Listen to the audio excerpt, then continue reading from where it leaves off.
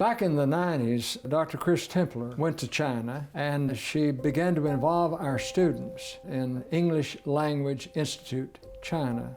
The Vice President spoke in our chapel. He said that during the previous decade, more students from Johnson had gone to China to teach English than students from any other college, university in America.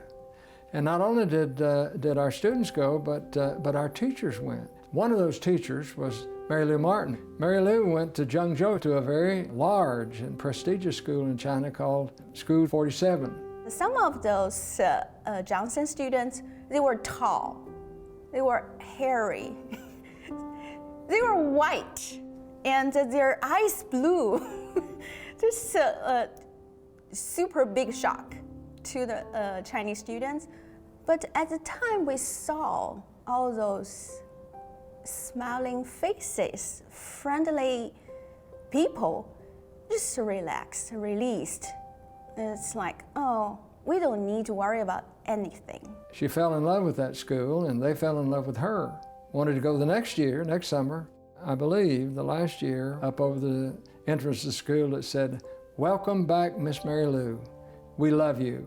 Mr. Chen told Mary Lou that we appreciated your team, but it's just so short of time. The principal of that school communicated with me by email in 2005. He said, "I'd like to come to Johnson.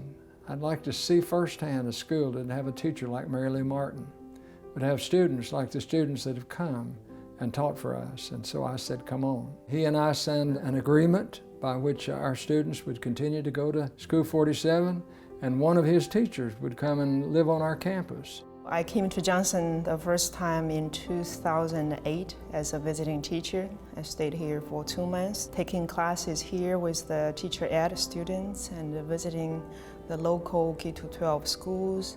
There are many other things that happened. Chen had to retire. There was a new principal who came and he wanted me to come to China. They were very nice to me. As we were leaving, filling up the space, and I said, Mr. Guo, you can be very proud of your teacher, Duan, because I had talked her into starting a master's degree in educational technology. I said, maybe you have other teachers who would be interested in this program. Well, 10 days later or so, I got a DHL package from him and said, when you were here, you mentioned, the translation said, setting up a master's program for our teachers. At our last teachers meeting, I announced you were going to do this, and there's great excitement. I thought, oh, good night.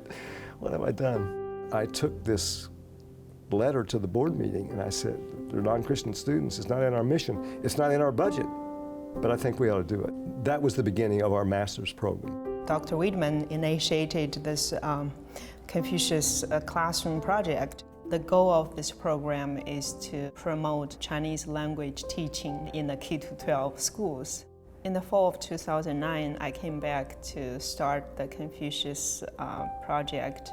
I established the Chinese program at King's Academy. In 2012, I expanded the Chinese program to Seymour Primary. So I taught 200 second grade students Chinese for a year. By the May of 2013, I have finished my 4 years of assignment teaching Chinese here. It's time for me to return to China, so Johnson decided to hire me on the faculty. In 2016, I was in China having a meal with a good friend of mine who's in the Provincial Office of Education.